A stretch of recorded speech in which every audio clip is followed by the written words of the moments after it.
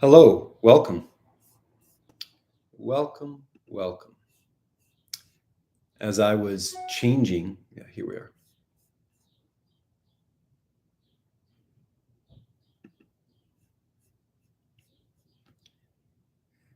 As I was changing the thumbnail for this video, welcome, I noticed my door was ajar, and then I looked at the title, and one half of the title is detective. Door in a door, or rather, that's a piece of glass. So a reflection, a speculation from Latin speculare. And let's count that as the kickoff to today's passage from Saint Maximus the Confessor on difficulties in the Church Fathers. Difficulties indeed, but what kind of difficulties? Do we mean difficulties of the mind or difficulties of the heart? Do we mean the sort of thing where if I strain to copy everything I see on the chalkboard, and if I put those equal signs in the right places, then everything will make sense? If I can bring biology to chemistry and chemistry up, umbrella opening to biology, will I have found life?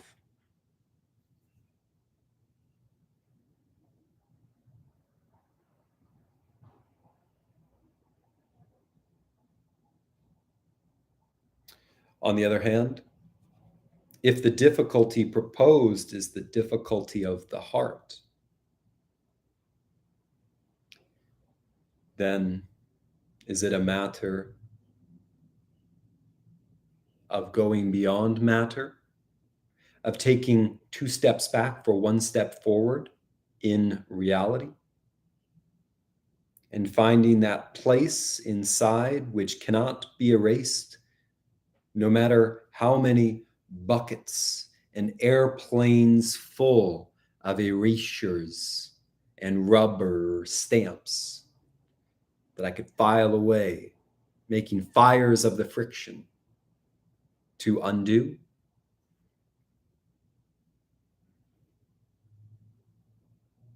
Or, in the third sense of the term,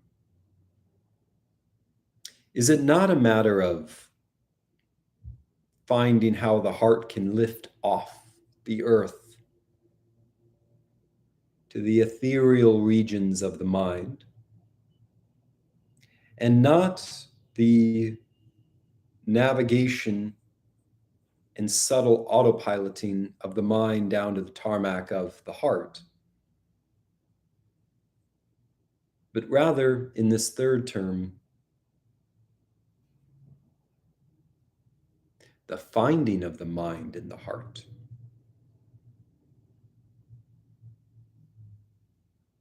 And the safety of the heart with the mind.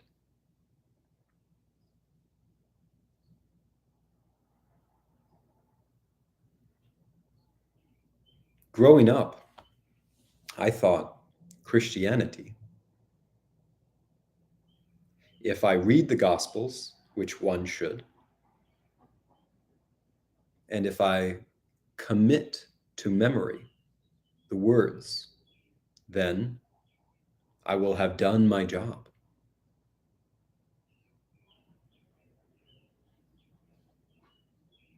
But that's an uneasy period, is it not? In fact, that period longs for the cane of a shepherd to make it a question mark. Does it not? We want to participate in the description. We want to participate in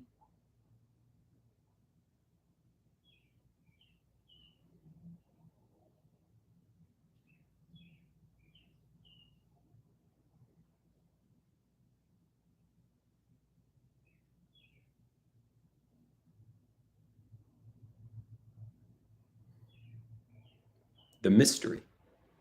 No word came to mind, so I will define that moment by the word mystery. And no matter how many doors you open or close, the detective will not detect the object of mystery, although he or she might find the ambience of mystery, the place where the candle should be, and the light around the darkness,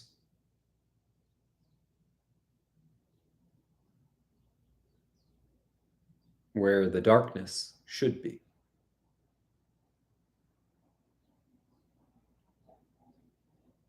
But rather than hold the detective and the mystery in dialectical tension, I don't want to lift those weights. Let's return to Saint Maximus.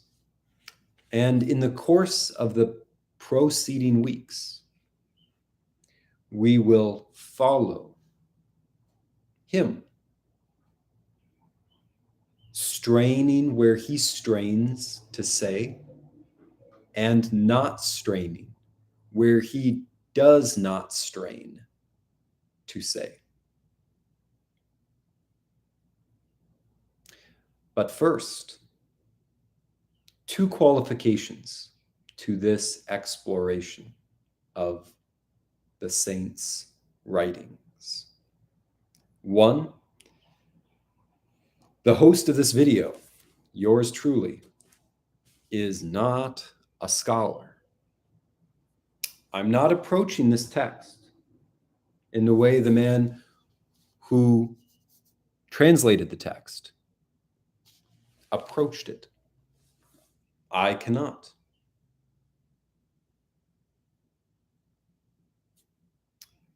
But what I can do is approach it.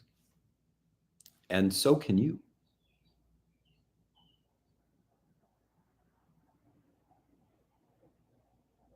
So let us begin. Ambiguum 7. Saint Maximus the Confessor says, from Saint Gregory's same oration on love for the poor.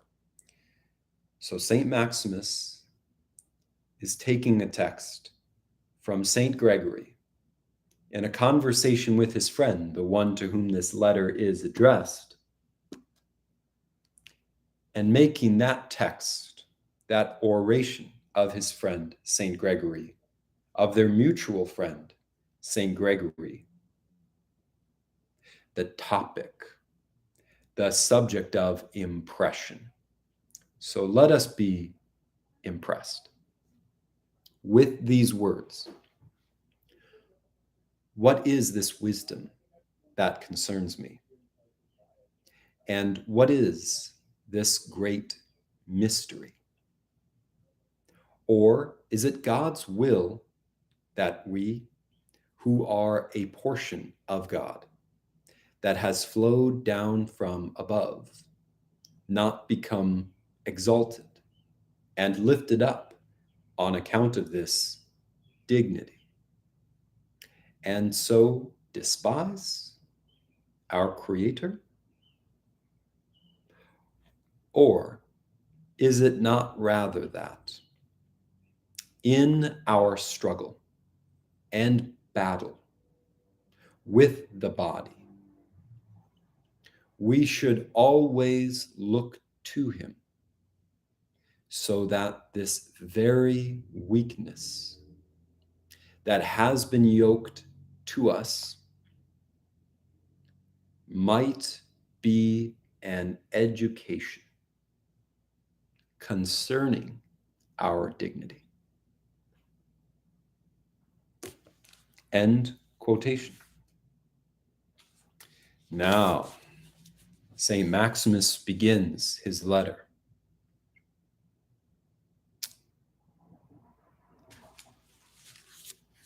And our contemporary, Nicholas Constans, an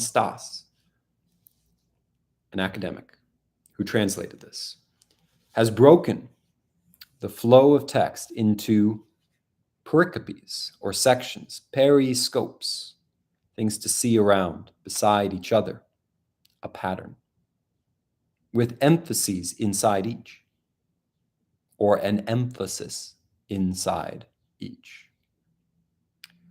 Tonight and this week, we will go over this paragraph. Not the Greek, because I don't know what I'm talking about when I say those letters next to each other. I am an untuned instrument with respect to the Greek language. But with respect to the English, I can at least say please and thank you. So please, let us continue with this first paragraph from Saint Maximus.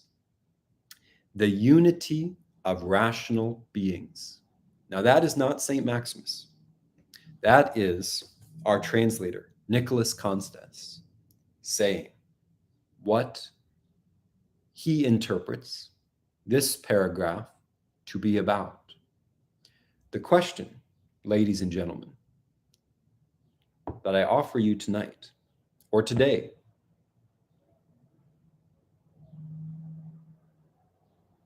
as you hear these words is, do you agree with the interpretation, with the gloss, the summary, the unity of rational beings? Let us read the paragraph first, and then we will go over it in chunks and maybe relate those chunks if we find our way. If. Saint Maximus, some people reading these words, the words of the Oration, and expecting, as it seems, no reward for labor undertaken in search of the truth, have resorted to a rather facile interpretation, which in fact is derived largely from the doctrines of the Greeks.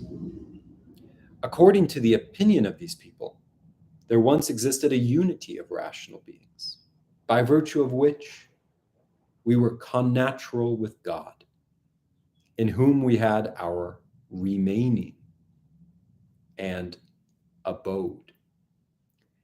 In addition to this, they speak of a movement that came about. I forgot my window's open. 1 second.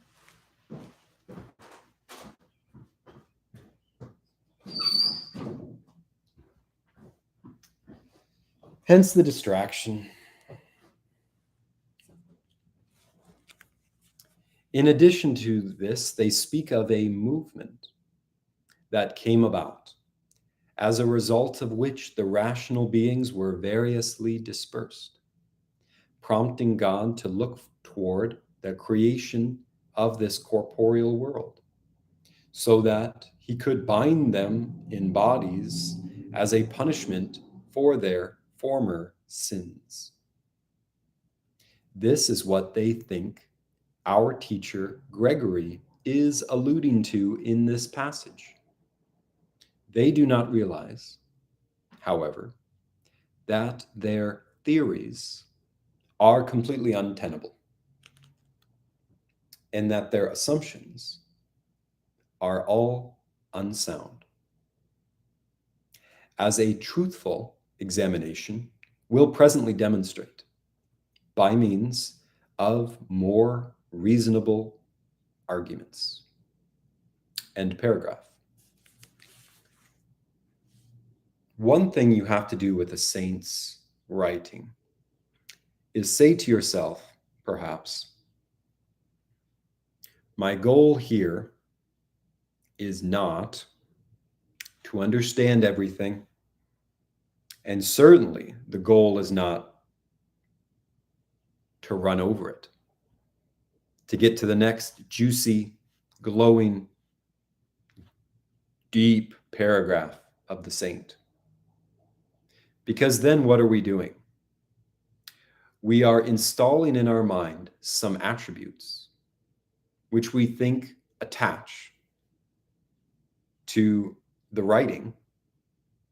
And because we are so attached to what we think is attached to the writing, we are reading our attachment to the writing and not the writing itself. And no wonder then we find ourselves moving so efficiently, gradually. Oh, yes, makes sense. Obviously.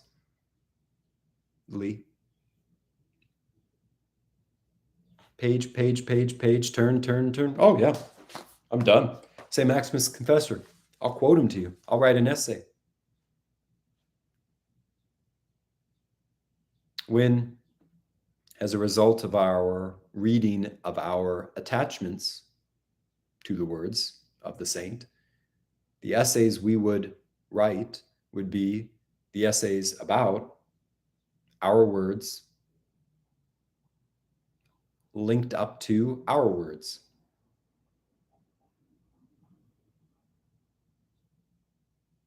And so it all falls back into itself and collapses into a very fine mirror.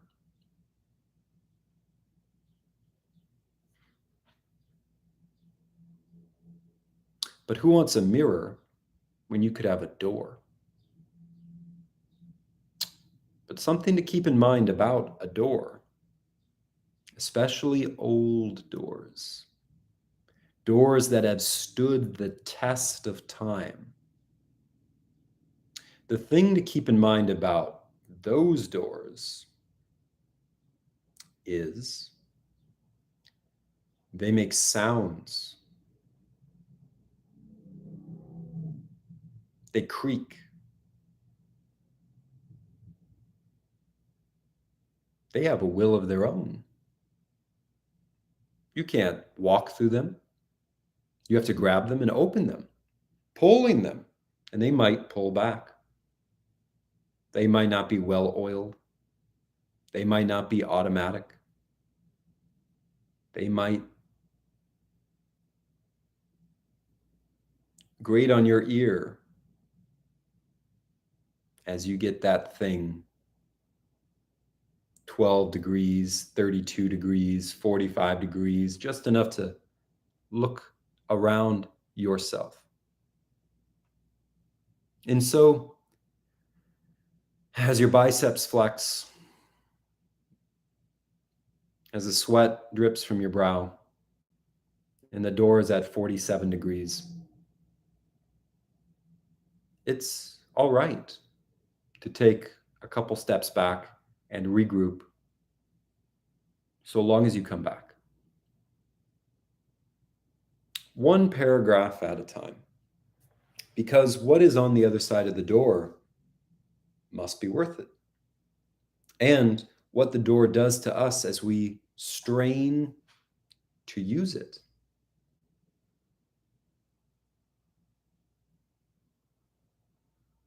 must be worth the weighing in. So this paragraph,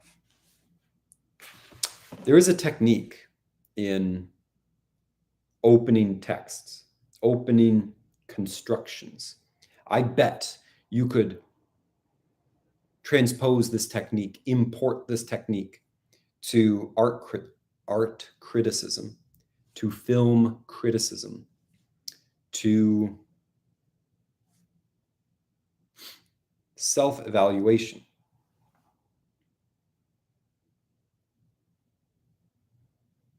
A sort of at the end of the day inventory. But you don't want to go too far into that alone. The method I'm talking about is What method am I talking about? Where was I going?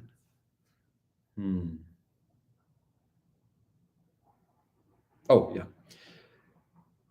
To keep away from our own attachments to things so that we might be next to the things instead of our attachment to the things, which keeps us at a second remove from the thing. We want to make the text less obvious than it seems. How do we make the whatever it is less obvious than whatever it seems to be? You create or invent or find stumbling blocks. Why the choice of metaphor? Because a stumbling block gives you pause. Ooh, want to step over that, want to walk around that, going to take my time. Self-preserve. Or a stumbling block catches you, whoa, off guard, woo, banana peel on the face, and now I am the end of a joke.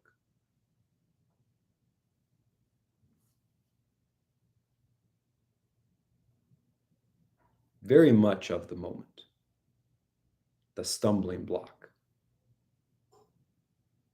in making arguments less airtight than they seem.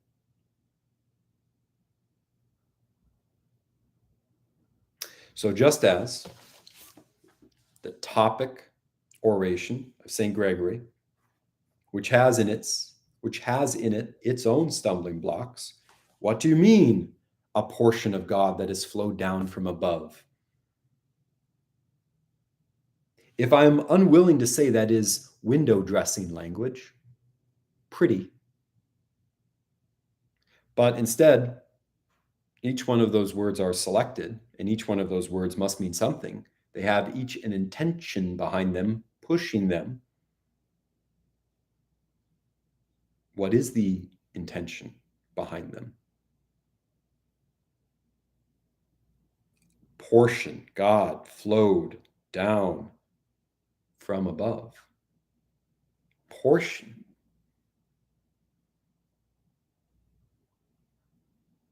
What do we mean? Quantity, quality. Oh my. You see how I am taking my time now. Voluntarily. Oh, Matt, what's the good of this? I don't know.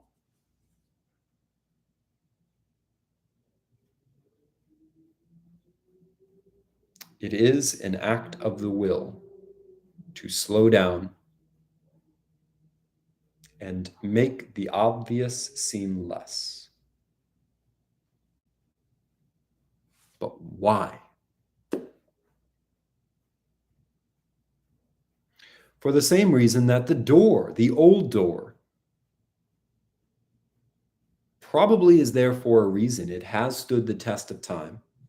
And here I am with my fleeting passions and curiosities that have one little stinger to them. And once I've pierced my curiosity through a subject, then that's it for its energy. It's done. So maybe we can not only glean, but be nourished by these time takers.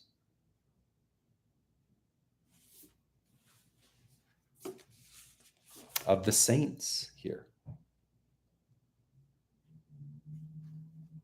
And in the Oration, you will notice St. Gregory uses the word dignity in two senses.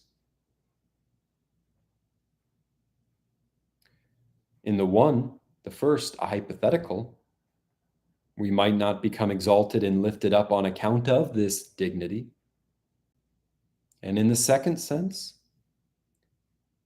we might be educated concerning our dignity.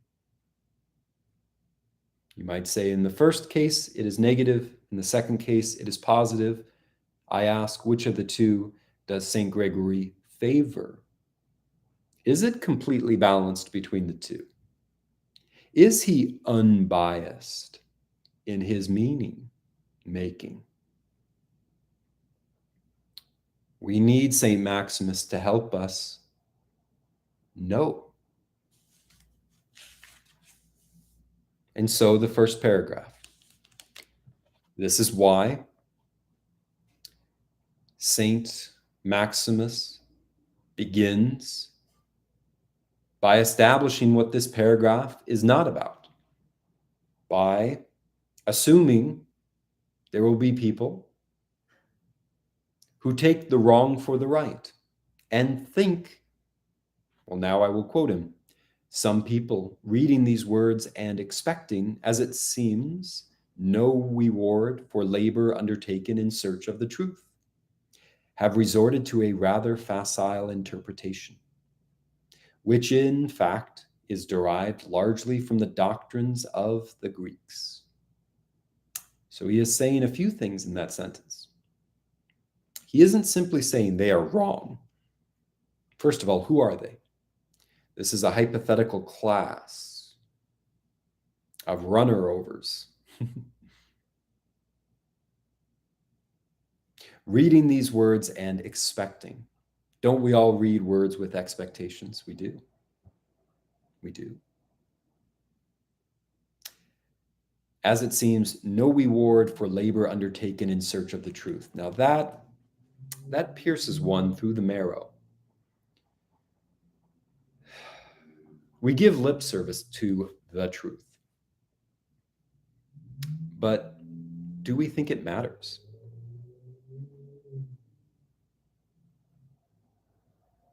And if we think it matters, do we believe that it is worth the effort to acquire, to understand, to define, to keep, to share, to make room for in ourselves? And in that making room for in ourselves, that we would receive payment, that we would receive a future blessing, that it would be good for us to work towards the good for our own good. Could there be a good beyond all those goods? Knitting them together in goodness. Well, you could chalk that up to a binary yes, no, walk away, that was my answer. Next. Or with Saint Maximus, you could slow down and say there is a sense in which you could read these words and expect no reward for labor undertaken in search of the truth. We should be afraid of that group and not want to find ourselves in that group, even though possibly at the beginning we are in that group. Well, now we have a task set before us. We have a journey, a story, a potential story of where we were to where we will be. If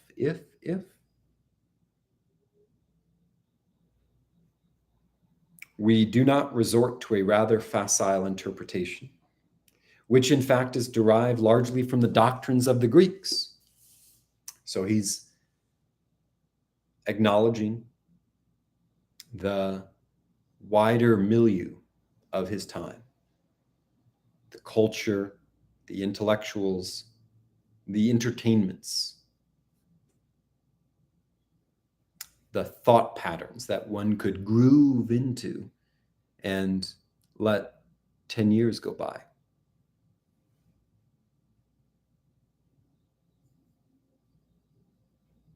According to the opinion of these people, second sentence, so now he's harping on them, this hypothetical class, According to the opinion of these people, there once existed a unity of rational beings, comma, by virtue of which we were connatural with God, comma, in whom we had our remaining and abode, period. So he has rehearsed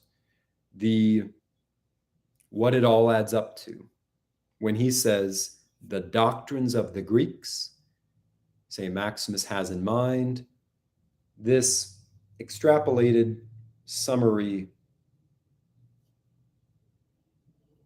orientation, this goal state.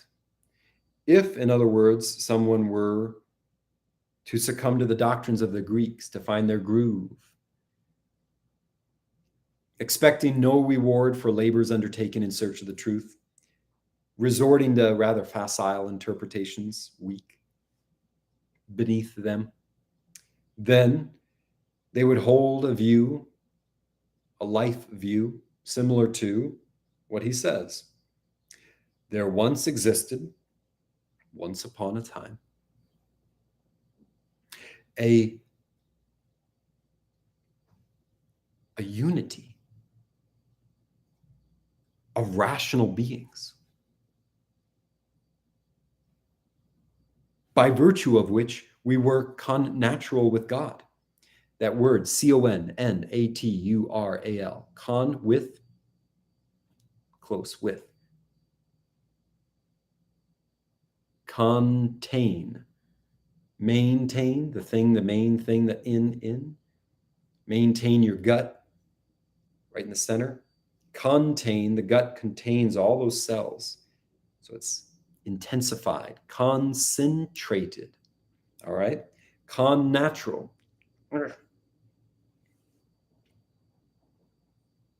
In whom, God, we had our remaining and abode. Two technical words. I'll give away some of the footnotes I've read beforehand on this book. The footnotes explain that in Saint Maximus's time, there was a lingua franca of the philosophers.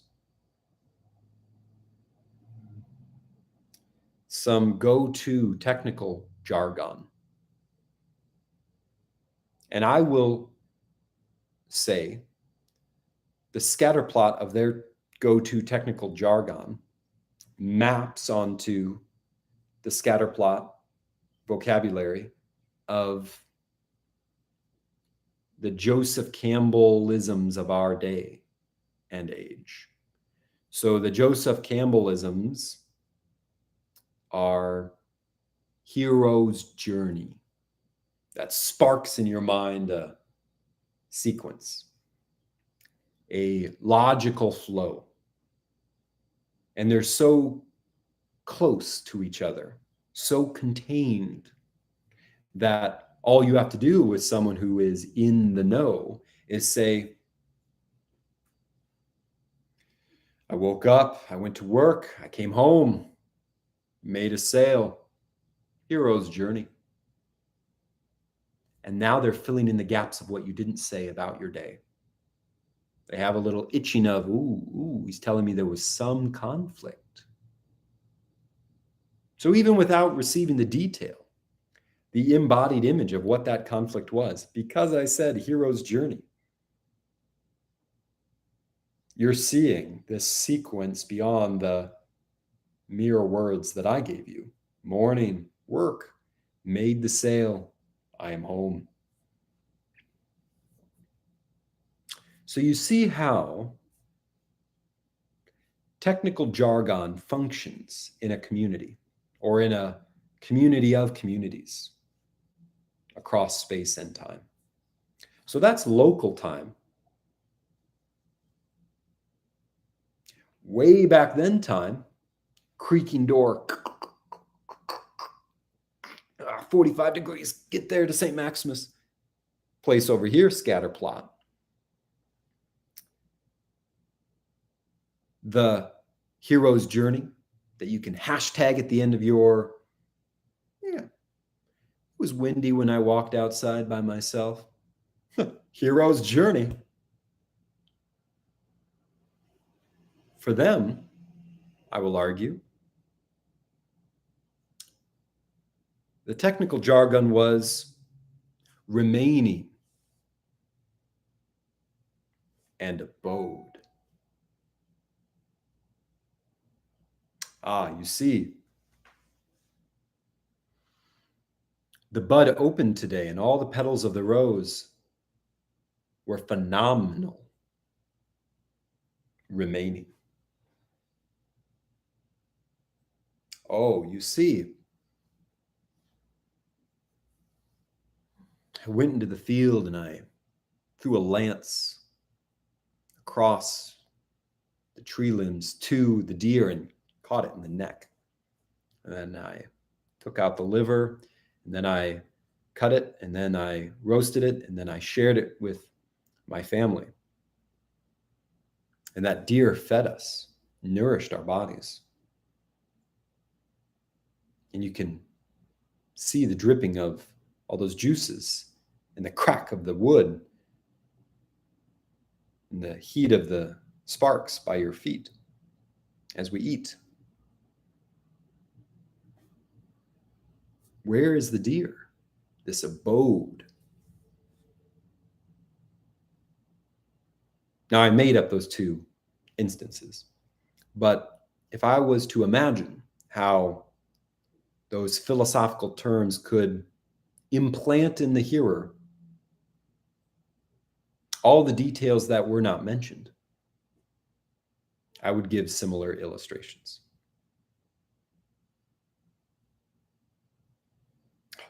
I'm going into the refrigerator and I don't know what I'm going to choose. I'm opening the door. Well, hero's journey. I didn't study for the math test today, and I'm walking down the hallway and 5 minutes until class, and all the students are pouring in, and here come I, hero's journey.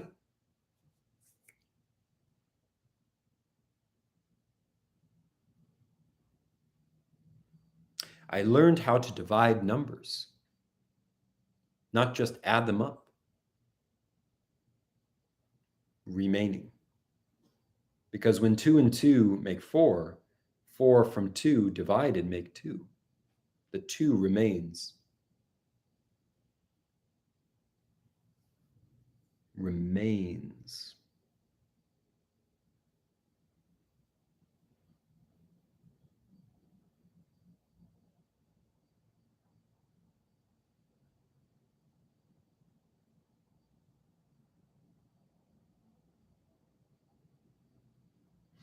Next sentence. In addition to this, they speak of a movement that came about, as a result of which the rational beings were variously dispersed, prompting God to look toward the creation of this corporeal world so that he could bind them in bodies as a punishment for their former sins.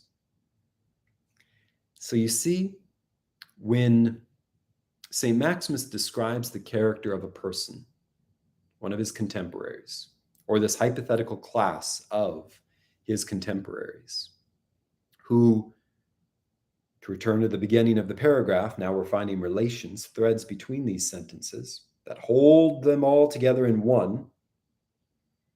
We find that this hypothetical class is a bunch of people who read the words and do not expect that there will be rewards for labor undertaken in search of the truth. And so they resort to rather facile interpretations, derived largely from the doctrines of the Greeks. And so they tell themselves a story, and that story is, once upon a time, there was just this one. And this one was one of the many.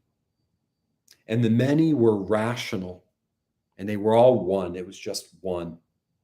And the many of that one, they were many one. And by virtue of that, they were basically God. They were connatural. They were so close. It was all one thing.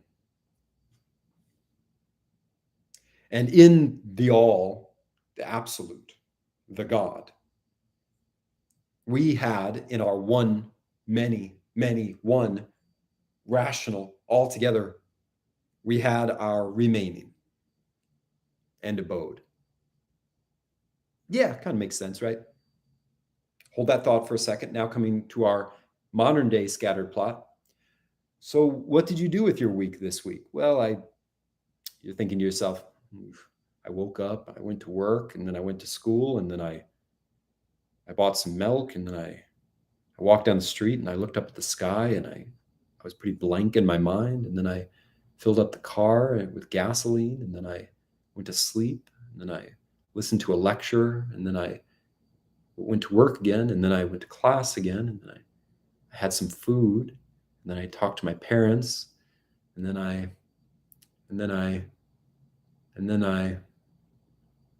was there the whole time for all those things. It was all kind of together.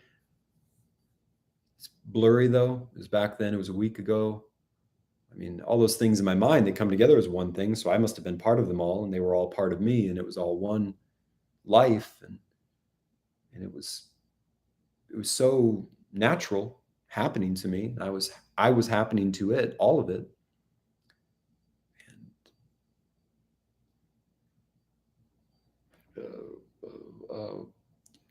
I'm a different person now the second week, right? I've reflected on how important it is to maintain yourself and take care of yourself and pay attention in school. And I'm going to try harder, and work is a good thing. It makes me wake up in the morning. So hero's journey, that's where we find our hero's journey. It's what we come home to and where we leave from. Hero's journey. To me, that's the flavor of this sentence. If you read between the lines of this sentence, Saint Maximus is mocking this hypothetical class of people. He's mocking. And I would say he's mocking them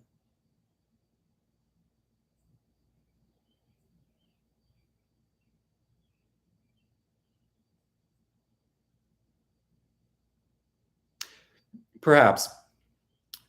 I'm reading the comment. Perhaps. But in this sentence,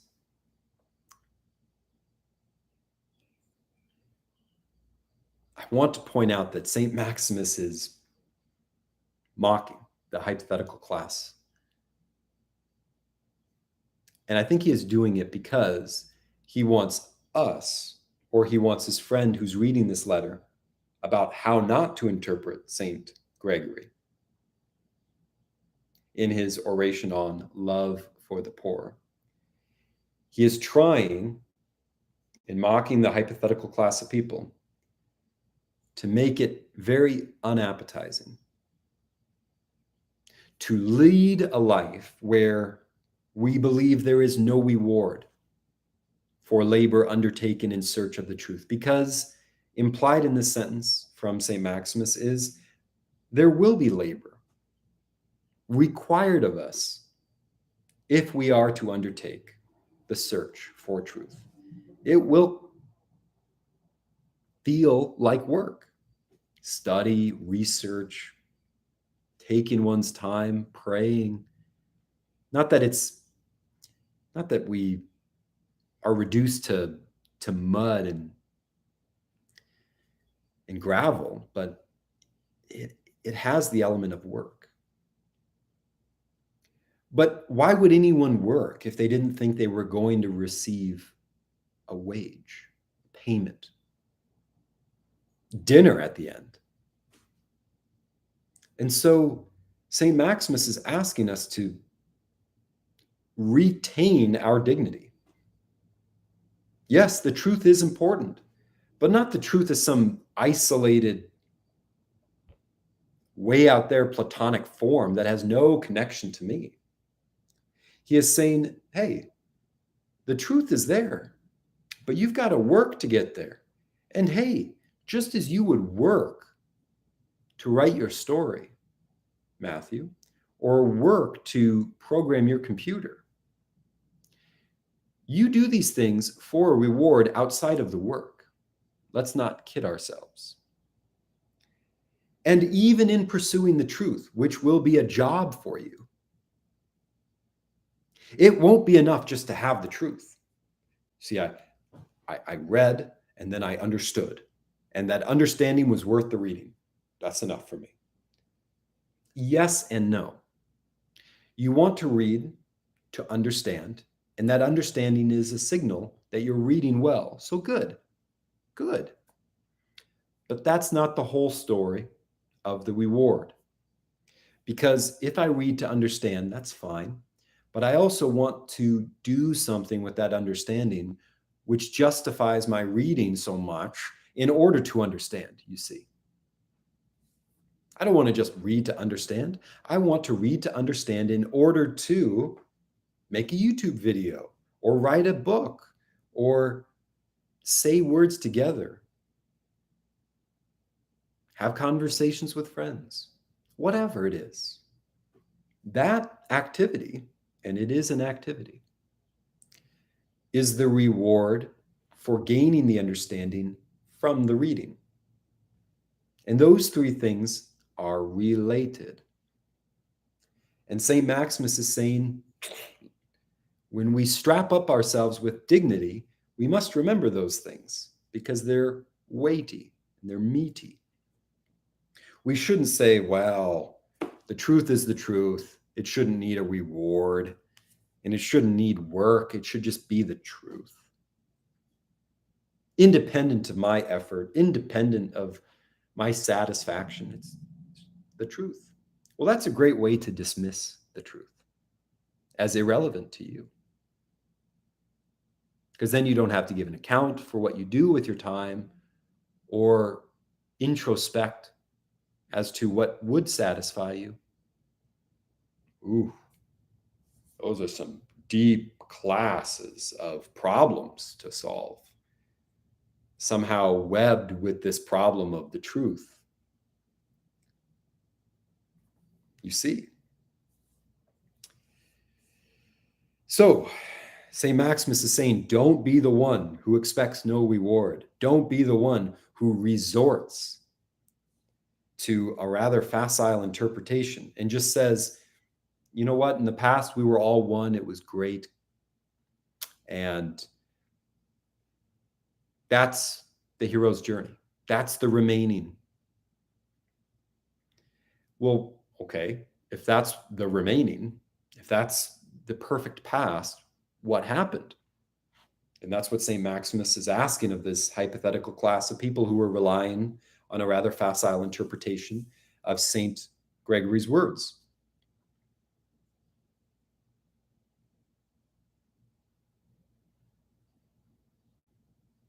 He's not saying there's anything wrong with the idea of unity or the idea of rationality or with God or with virtue or with this word connatural, whatever that means.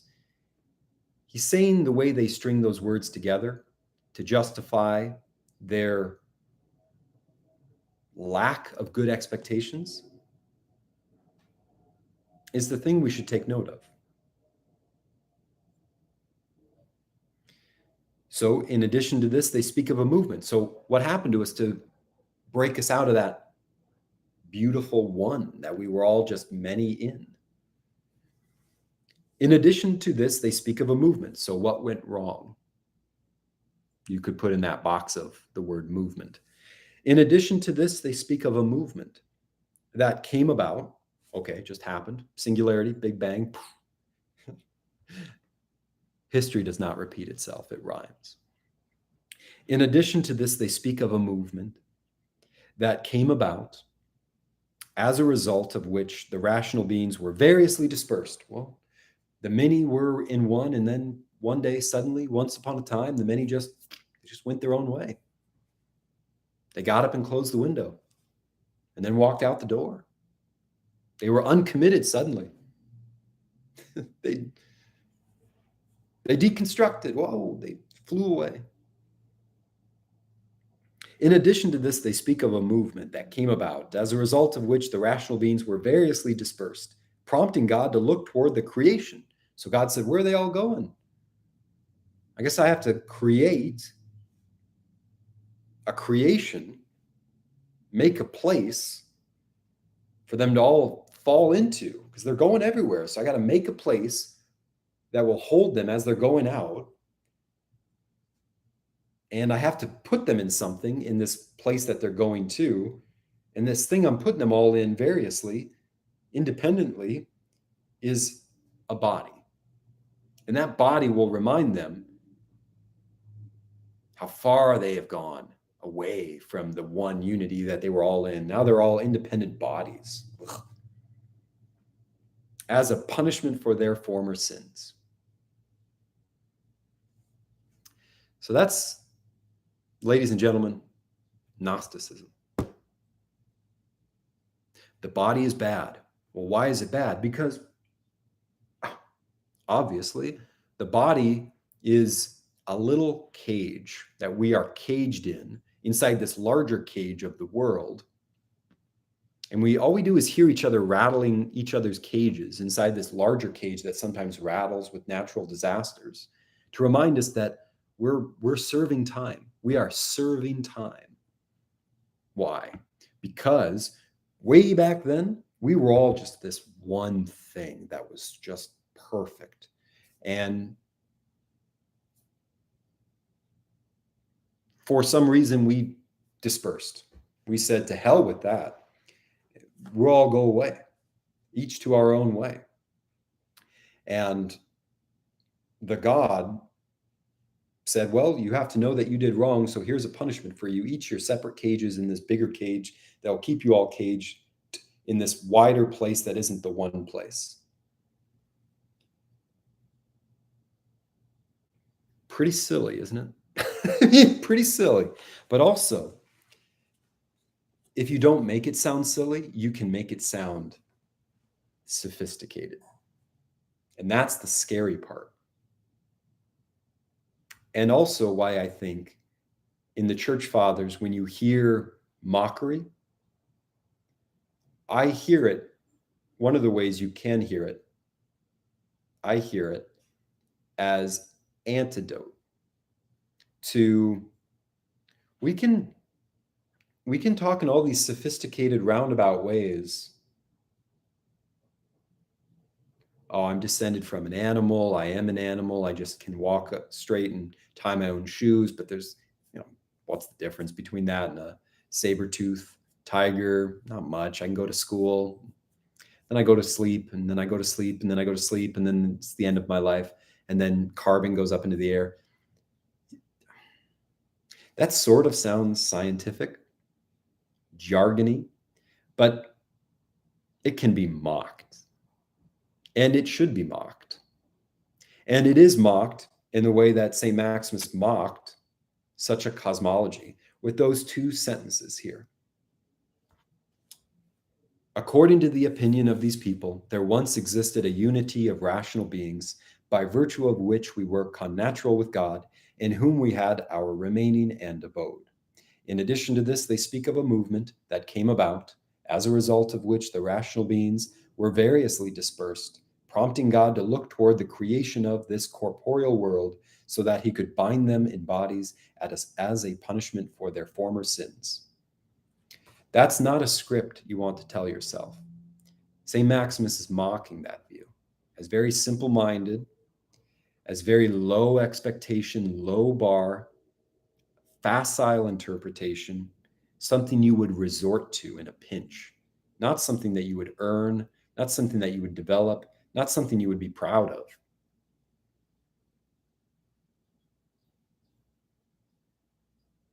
And that's the point.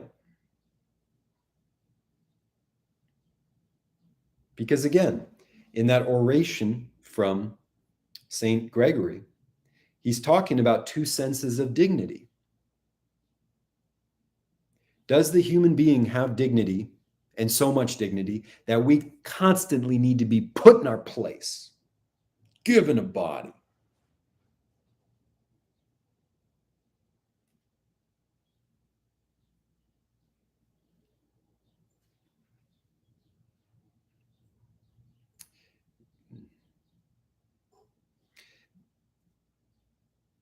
Or is our dignity such that it is a mystery, truly wonderful, up there with God, from God, and as deserving and proper to that high place? It's not something you can fall upon by accident. It's not some little whim, our dignity. It's not some little jack in the box that you have to crank and then let go of, and it comes out, oh, there's your dignity. You didn't know it was there, but it was a reflex away. No. It's not a dignity that can be mocked. Therefore, it's a highly exalted, beyond measure, not putable in words, dignity that nonetheless we can be educated into. And maybe that's why, as Saint Gregory said, we are given a struggle and battle with the body. That with there, though it is ambiguous, is not a antagonistic with. It's not in our struggle and battle with the body as in, Caesar, turn around so I can put the sword in you. It's our struggle and battle with the body. A pro wrestler can't be a pro wrestler struggling in the ring to perform at a high level without the body. And sometimes, most of the time, as a professional wrestler, it is a struggle and battle with the body. You see the difference of with. It's not, I'm fighting you, you are my fighting partner, and my goal is to knock you out. It's, yes, I am fighting you, you are my fighting partner, and I'm fighting you with my arms. So I am fighting with you, opponent, and I'm fighting with you with my arms. Now the arms are so close, and I need to be their friend so they can be my friend, so that I can take down he who is not my friend, the true opponent. So in our struggle and battle with the body, the with there is the friend with, the arms width. I would say. But it's not clear and obvious, hence the ambiguousness, hence all these letters, hence the modern day translation, hence the time we can take. Hence the time we can take.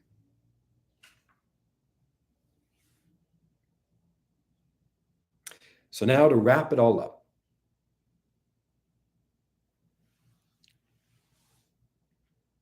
We go back to Saint Maximus. He has rehearsed this view that he mocks,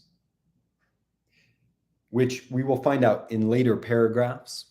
He mocks the view because he is going to say, as he's already alluded to here, if the truth is the truth and is something worth struggling for, and in the struggling for it we receive rewards that satisfy us, then the beautiful, the harmonious, the good, the one, unity, closeness, these things are real.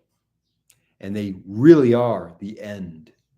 And if they really are the end, then I tell you what, there isn't going to be a movement out of that into various dispersals.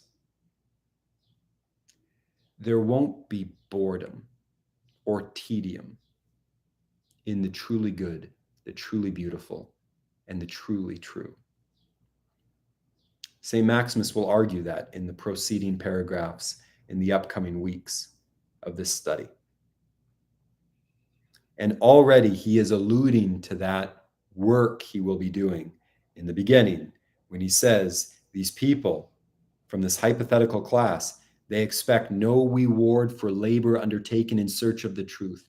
The implied supposition there is the truth is real, with real consequences. And there isn't truth here, truth there. This truth is lighter than that truth, and that truth is lighter than the third truth. And they're all sort of flavors of the day.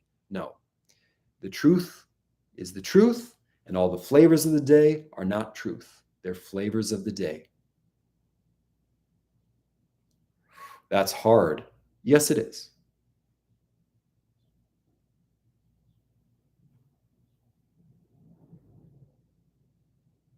And so we should be honest. If I'm going to work that hard for that hard of a reality, there better be a reward. Yes, the reality is the reward, but we need more reward. We need satisfaction. And anyone who is dignified in whatever century, in whatever profession, they are people. They are the sort of person who believes in real things, taking real time and real rewards for that time invested in obtaining the real things. Right? They're not just going to say, well, why bother? Because the moment something good happens, I'll just fritter it away and move out and disperse variously with a movement. Because everything shatters, right? The center cannot hold. Paint chips. So it must be chipping up there on the what's that roof in the Vatican? The painter painted on his back. Whatever that painting is.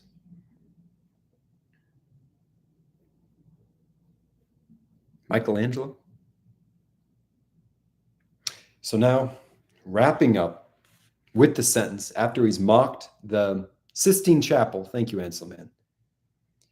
Paint chips on the Sistine Chapel.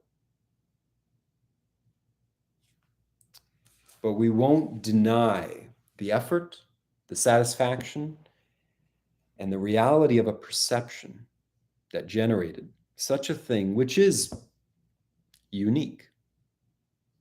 It's not the same as a Google image of the thing. It's not the same as an illegal moving of the cell phone up there and capturing, as if it could be captured, a photo of the Sistine Chapel.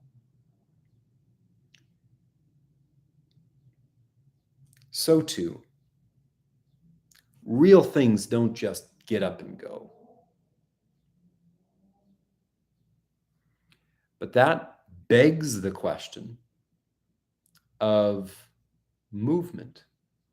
Here we are becoming philosophical, motivated by Saint Maximus to ask the deeply philosophical question, which is the question the ancient Greek philosophers also asked. What is movement at all? What is movement?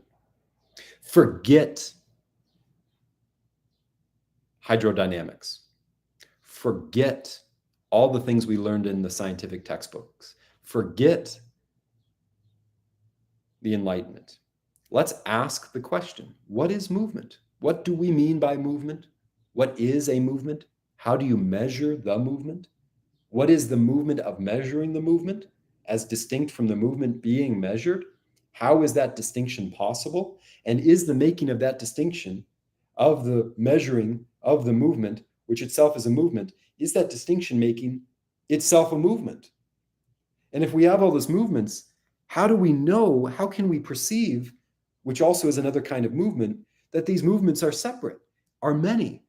What is this one that contains these separate movements that are happening at once and yet seem to be so distal and different and not blending into each other confusedly?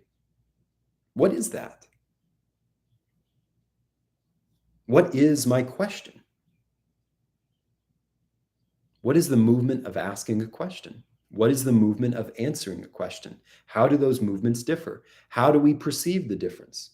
Is that perceiving itself a movement? And how is that movement generated? You see now, when we ask this harmless question of what is movement, we find ourselves repeatedly asking the question. And now we're generating this horribly frightful and panicky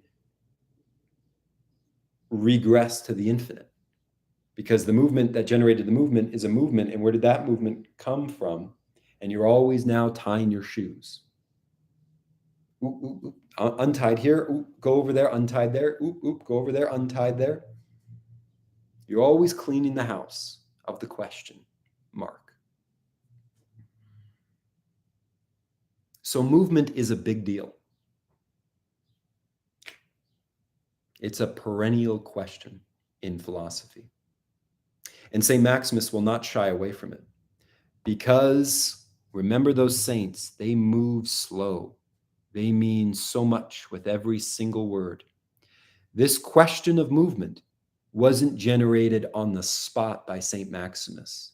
He found his cue for this deep, deep question in the passage we read probably 4 times by now from St. Gregory on love for the poor.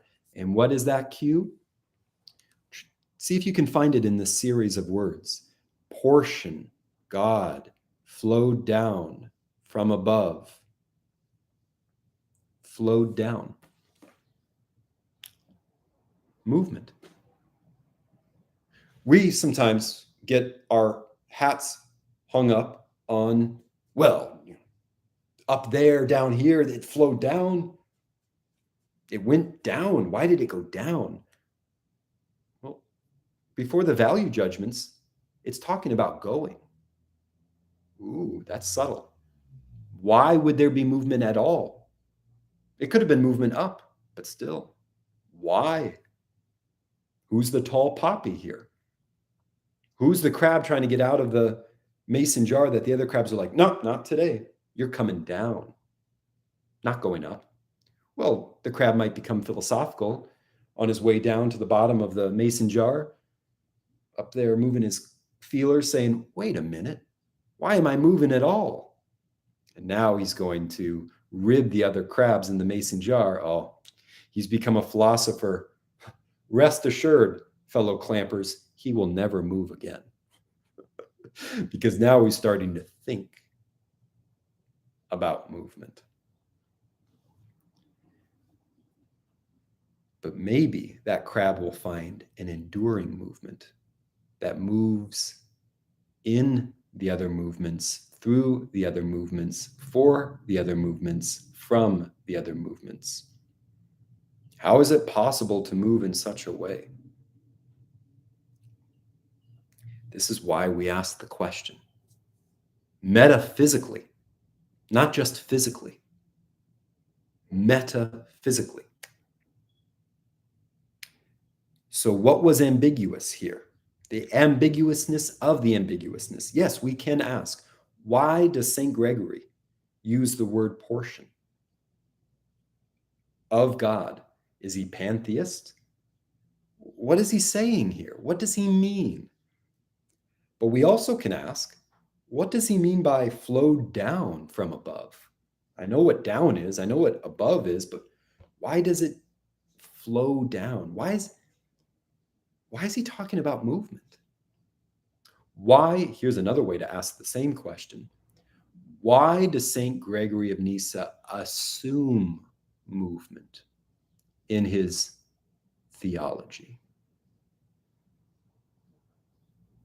You know you have a good question when it's clear, when you have the sense of space to it, and also when there's nothing appetizing about it. It shouldn't say, ooh, pick me, pick me. I'm the pick me question. Here's what you can do. Go to your library and find these kinds of books and spend this amount of time writing in your note cards about this sort of question. There are questions like that, and they're fine. They'll make you a hobbyist of a certain place in the library.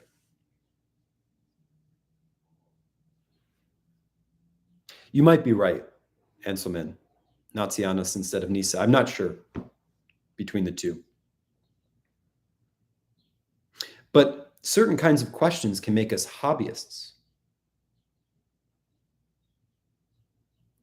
But another line of questioning, wow, why does St. Gregory assume movement in his theology?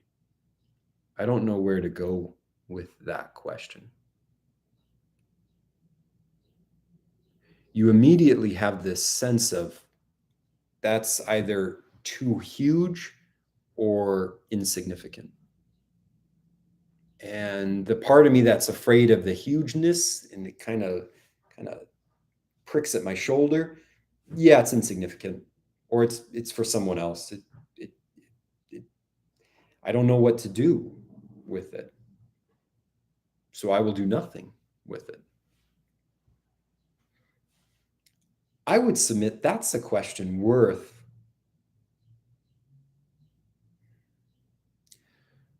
remaining in for a while. And I think Saint Maximus remains in it for a good number of paragraphs that we will find in the upcoming weeks, because he is going to elaborate a vision of movement that goes beyond the empirical, that has a longer train of waves behind than speculation. But you don't bake a cake by throwing a bunch of eggs and water and other ingredients into the oven and closing it real quick. You have to put things in their right place, the right sizes and measurements. And the first measure that Saint Maximus makes is a measure of mockery, because he wants there to be no question about what we are not doing here. We are not just coming up with a story that placates us, that explains movement away. And so we can just now have our cup of coffee and move on.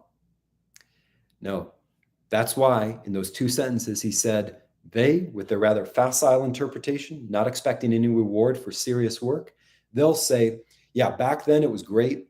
Now it sucks. And it sucks now because back then when it was great, there was a movement from great to not great, and we're in the not great, and that's where we are. So get real. That's pathetic. St. Maximus is saying, I would say. So let's not make movement just mean, well, I'm here today from yesterday. That's movement, period. Let's not be so superficial. Now, I will close with the last sentence of St. Maximus in this paragraph. This is what they think, that hypothetical class. This is what they think our teacher, Gregory, is alluding to in this passage. They do not realize, however, that their theories are completely untenable. Note the adjectives here. Their theories are completely untenable, and their assumptions are all unsound. He doesn't like them. And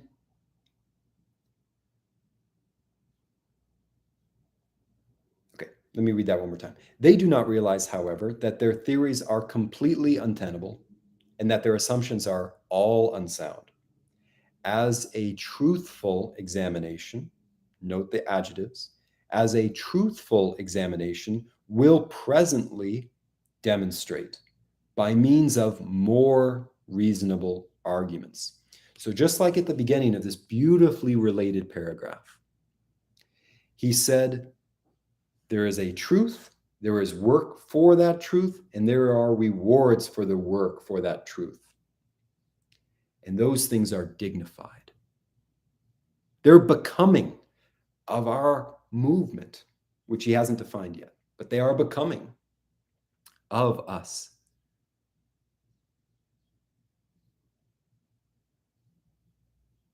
They're becoming of what God made, the Christian would say. St. Paul says, we are God's poesis, poetry, made in Christ Jesus for good works. That we should walk in them.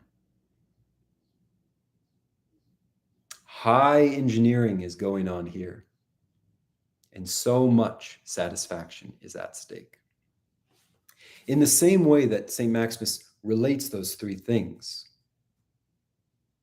work, truth, reward, he relates examination, demonstration, and argument. And he qualifies these things. If we examine, we shouldn't just examine for the sake of examining, for the sake of examining, for the sake of we're bored. Give me my next newspaper. I want to read words. No, an examination should be truthful. We should expect the truth if we work. And a reward for our work, we should expect great things of our intelligence, of our awareness, of our being here today. We should expect dignity, great things. We should have high hopes, wide expectations, good things, real good things. Truthful examination will presently demonstrate. We should be people of action. I'll demonstrate when I have a PhD. Then I'll demonstrate. When I've read all the books, I will demonstrate. No. Let's demonstrate with our lives today, with what we have now. Presently demonstrate. By means of more reasonable arguments. You mean an argument can be sharpened? We can make each other better? There can be highbrow and lowbrow. There can be that top shelf good stuff in the bottle, not just these lines of Coke cans, Coca-Cola, RC. I shouldn't just say these company names. What am I doing? All these sugar waters, and then up here, this Himalayan rock salt water. Ooh, that'd be terrible to drink. This pure water or this vintage wine up there.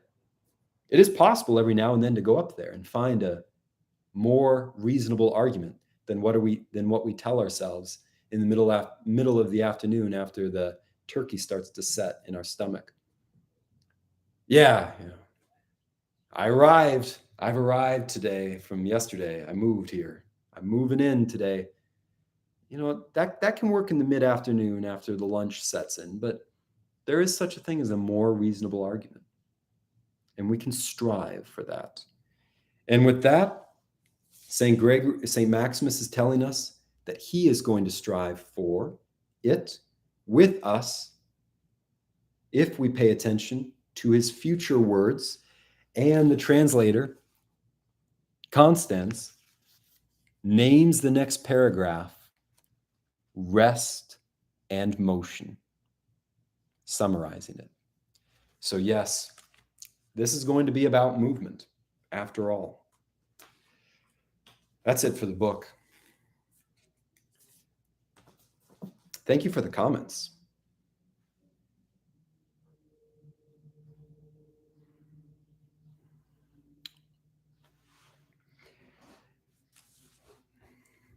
Oh, thank you, Anselman.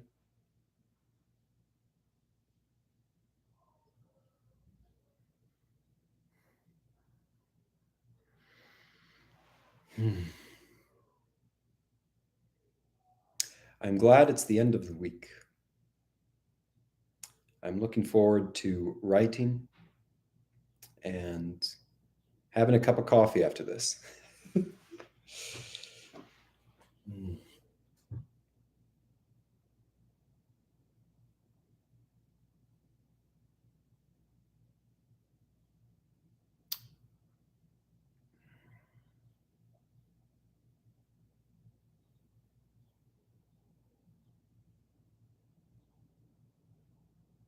Thank you. What time is it where you are? Is it day, night? Is it?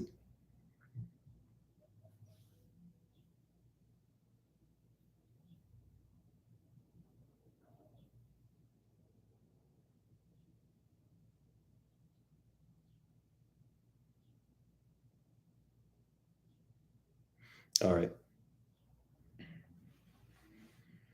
Hmm.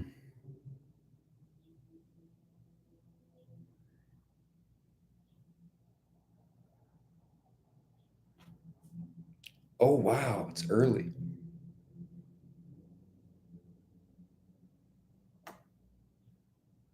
Hmm.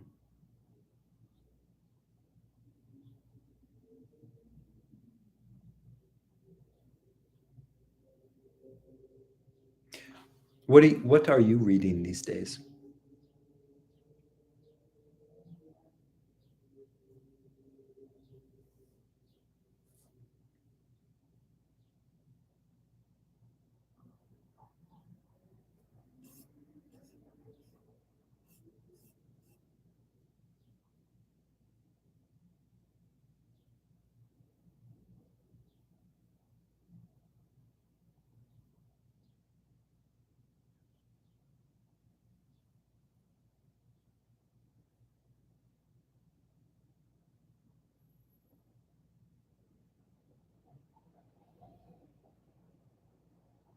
Oh.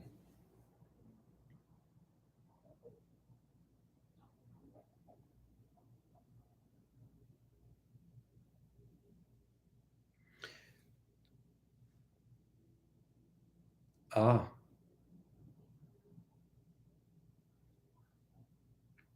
What are the three ages? What are the words for the three ages?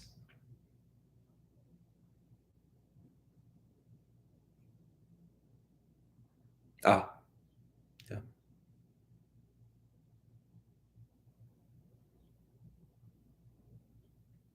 Have you found in any of those extracts references to movement in the Thomistic vein? How does Saint Thomas? How does Thomas? How does Saint Thomas? How how does how does he generate movement?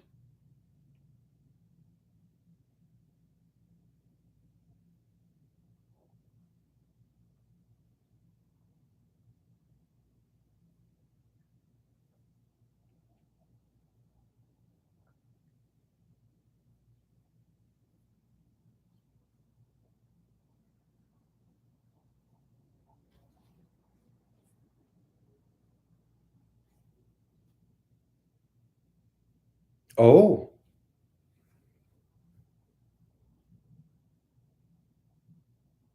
Hmm.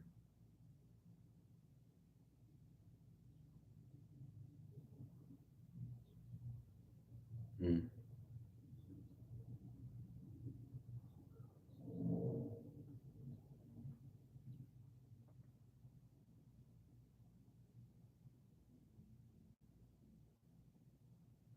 Hmm.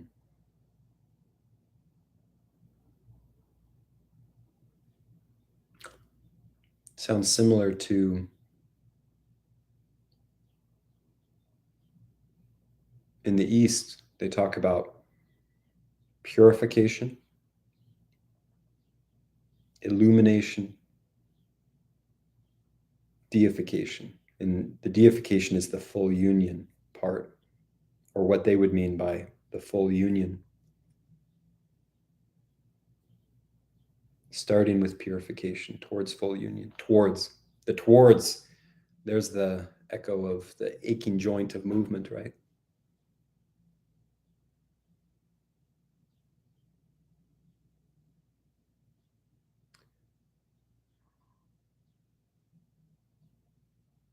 Ah, I have not read St. John of the Cross.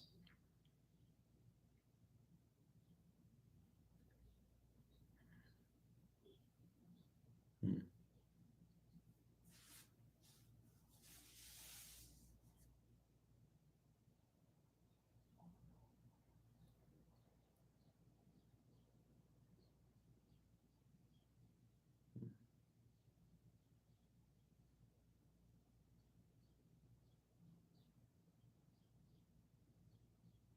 Oh, the passive reception. Hmm.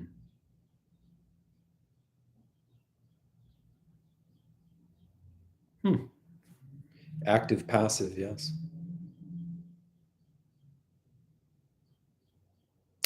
I wish, and maybe he speaks of it in this way in videos, but I have not found a conversation with Dr. John Vervaeke where he speaks of the passive. I hear when he talks about orientation, I hear that in the active tense or the active voice. But where's the passive, and what would it mean in 4D or 4E cognitive science to talk about passive reception or passive movement or passive enjoyment? I don't think that's a synonym with their word affordance. Affordance, in my mind, is more of a ostensive indication. It's the cup on the table. The table affords the cup, and the cup affords the liquid. Just like the jaw affords the tongue, affords the lips that afford the drinking, where cup meets mouth and table somehow transitively meets them in a world, in a invariant world of sitting at the desk. They talk about invariance. I started reading sections free on Google about the psychologists Jordan Peterson and Vervaeke often refer to that book, The Ecology of Perception, where the cliff is in a place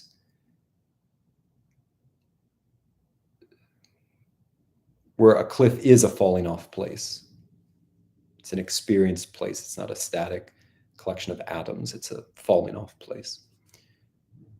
Vervaeke doesn't hold to a person. Yeah.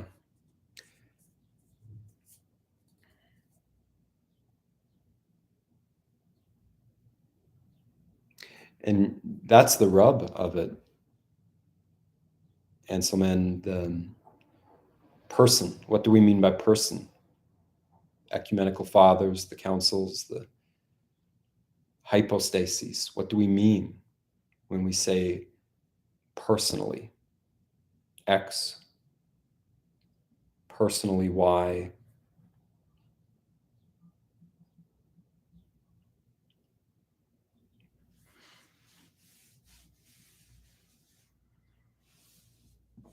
And I think it should be one of those words where we don't run through it and assume it away, but we take our time with person. We take our time with persons, don't we? We strive to, anyway.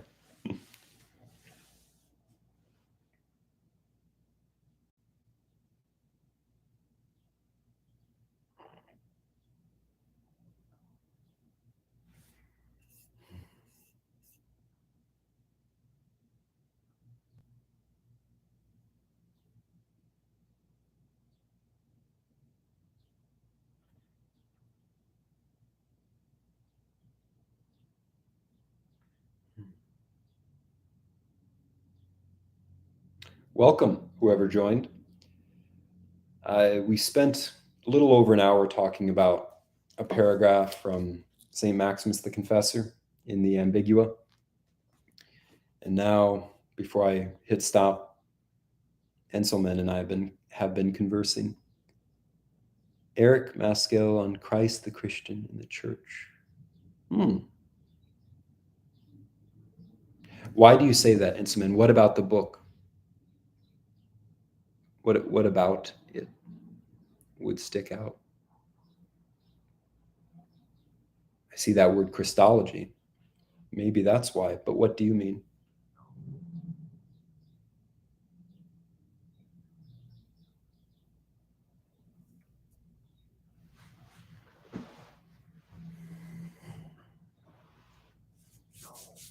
The sun is setting where I am. There are deep clouds, it might rain. Deep clouds, there are high, deep clouds. Maskell knows Eastern. Oh, okay. Ooh, all right.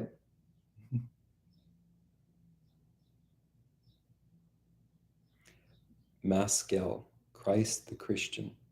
Christ the Christian, I love that. Yes.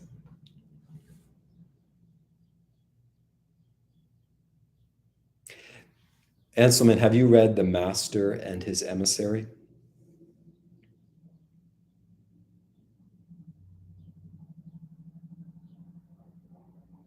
Oh. I could start there then with the Gifford lecture. I could type that into YouTube. I am beginning to read The Master and His Emissary. I am in the introduction.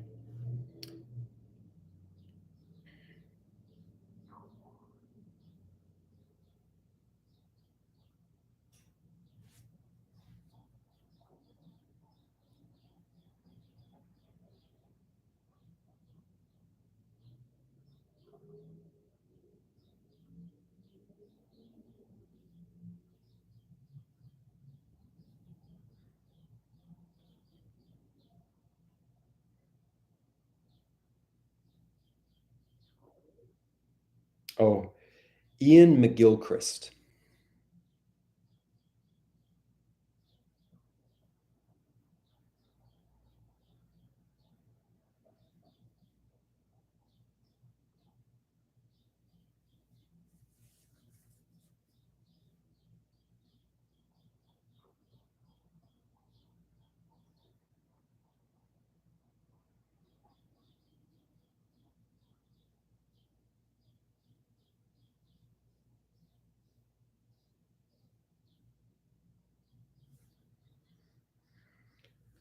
All right.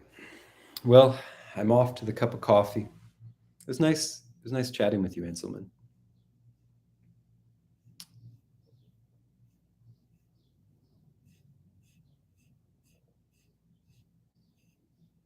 We'll talk again on openness of being. Grace, okay. That would be an energy which has reverberations of movement. Openness, on openness of being. Okay. On openness. That also ties to, has a little thread to the doorknob of the door analogy I was using. I'll keep that in mind. Good night. On openness of being. On openness of being. I will remember that. Well, to the future viewer of this video,